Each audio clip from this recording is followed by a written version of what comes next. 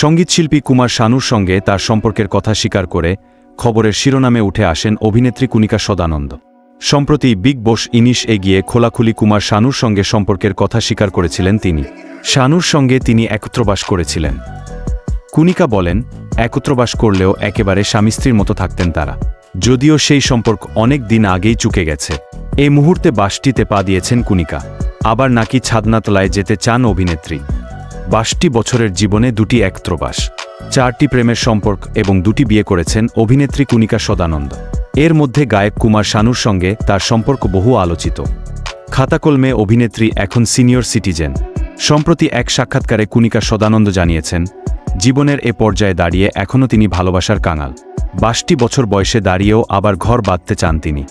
কণিকা সদানন্দ বলেন, আমাদের সমাজে পুরুষের একাধিক সম্পর্কের স্বাধীনতা থাকলেও নারীদের তা নেই।